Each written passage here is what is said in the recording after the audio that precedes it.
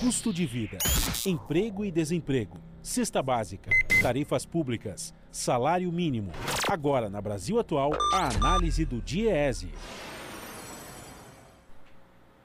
Em janeiro de 2022, cerca de 35% dos reajustes salariais analisados pelo DIEESE alcançaram aumentos reais. 23% tiveram resultados iguais à inflação e cerca de 42% ficaram abaixo do valor necessário para a recomposição do poder de compra dos trabalhadores. Os dados foram levantados no Ministério do Trabalho e Previdência e tomam como referência a inflação do Índice Nacional de Preços ao Consumidor do IBGE. Para analisar esses dados, nós vamos conversar agora com o supervisor dos sistemas de acompanhamento de informações sindicais, Luiz Augusto Ribeiro. Bom dia, Luiz, tudo bem? Bom dia, Rodrigo, tudo bem? Luiz, oi, o senhor ia falar? Não, pode. Pode seguir? Não iria, pode falar. Desculpa, Rodrigo. Sem problema.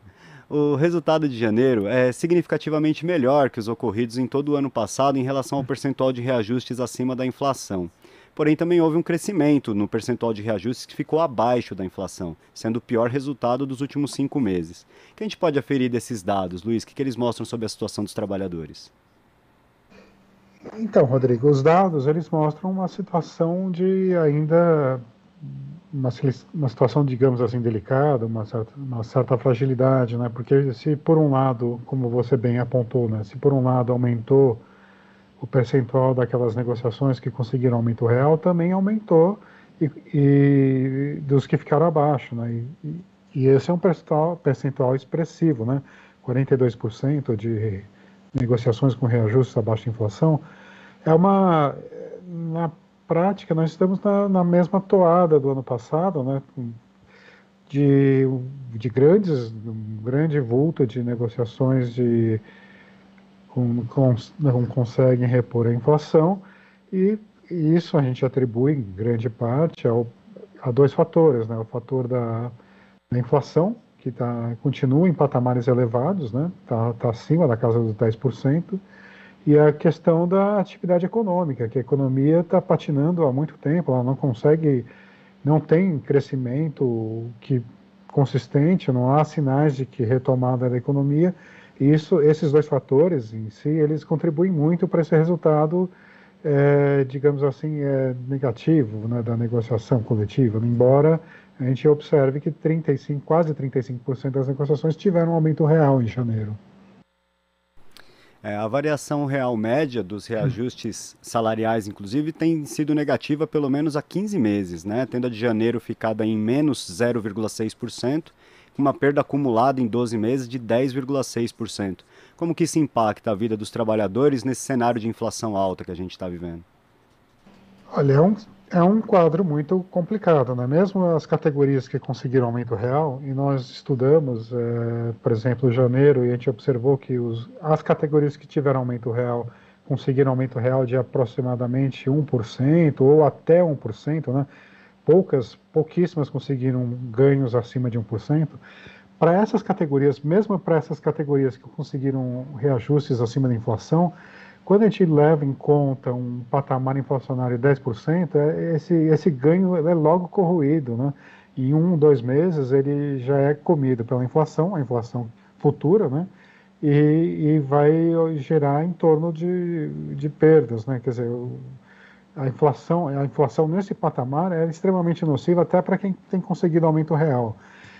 E como você bem observou, se a gente olha na média as categorias não estão conseguindo aumento real, tá ali abaixo do INPC, e em janeiro foi em menos 0,6%, ou seja, essas categorias chegam na média 0,6% abaixo do INPC, né? É um dado complicado para o conjunto dos trabalhadores. Luiz, os dados por setor mostram que os trabalhadores da indústria detêm o maior percentual de reajustes acima da inflação. Já o setor de serviços tem a pior taxa de reajustes abaixo da inflação.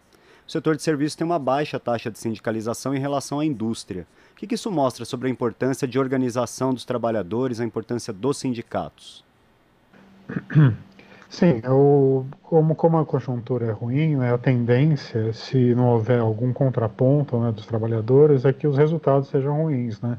como a indústria está conseguindo bons resultados, a gente acredita e a gente atribui isso ao poder de mobilização dessas categorias, né? O poder de organização sindical que consegue, mesmo numa conjuntura ruim, conseguir bons reajustes, né? O setor de serviços ele tem contra ele, né, vários fatores, né? Por exemplo, uma alta rotatividade no setor, uma dispersão maior entre os trabalhadores no local de trabalho, por exemplo, você não tem uma concentração grande de trabalhadores no mesmo local que estimula a sindicalização, estimula a ação sindical, e isso prejudica bastante a organização, né? Não que não existam entidades sindicais muito bem organizadas e categorias organizadas no setor de serviços, mas e para parte do setor de serviços, essa capacidade de organização e mobilização é muito prejudicada, dado algumas características da relação de emprego nesse setor, né? Emprego muito precário, emprego muito com grande presença de trabalho informal ou com alta rotatividade, isso tudo prejudica. E aí, como você bem falou, a sindicalização é um elemento chave para conseguir uma reposição e ganhos, né? Não só em termos econômicos, mas também em termos de cláusulas sociais, né? Como a gente observa também analisando os acordos e as convenções dessas categorias. E Luiz, uma última questão, observando esses dados, né, a inflação se mantendo em alta como vem até agora, assim como o desemprego que também ainda se mantém em alta, quais são as perspectivas para os reajustes salariais de 2022? A gente tem alguma perspectiva de melhora? Olha, Rodrigo, é uma pergunta difícil de responder, né? O que nós temos observado nos últimos meses é de certo modo, uma estabilização de um quadro, né? Tem variado conforme as datas bases, mas variado dentro de uma escala em que uma parte significativa dos trabalhadores não tem conseguido aumento real. Dado esse sinal de que a inflação ela continua alta e vai persistir alta pelo menos nos próximos meses, né? E a economia não dá sinais de recuperação, a gente pode acreditar em talvez uma manutenção desse quadro, mas como a gente estava falando, né, tudo pode ser revertido pela mobilização sindical, né? Esse é o fator, esse é o trunfo, né, para as negociações futuras, né? O que pode fazer a diferença, né?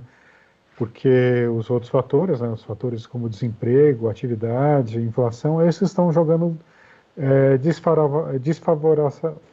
então não estão favorecendo a negociação coletiva, né? Pois é, e vale lembrar, né, Luiz, que esse cenário que a gente está tendo, né, inflação alta, desemprego, desvalorização dos ganhos e esses salários que não conseguem acompanhar, os reajustes salariais não conseguem acompanhar a inflação, depois da reforma trabalhista que dizia que ia gerar emprego, que ia aumentar o ganho do trabalhador, e isso não aconteceu, né? É bom lembrar que a reforma foi um grande engodo, uma grande mentira, e que ela não trouxe nenhum ganho para os trabalhadores. Luiz, quero agradecer sua participação aqui no Jornal Brasil Atual. Um bom dia para você. Bom dia, Rodrigo. Conversamos aqui com o supervisor dos sistemas de acompanhamento de informações sindicais do DIEESE, Luiz Augusto Ribeiro. Você está ouvindo Jornal Brasil Atual. As notícias que os outros não dão.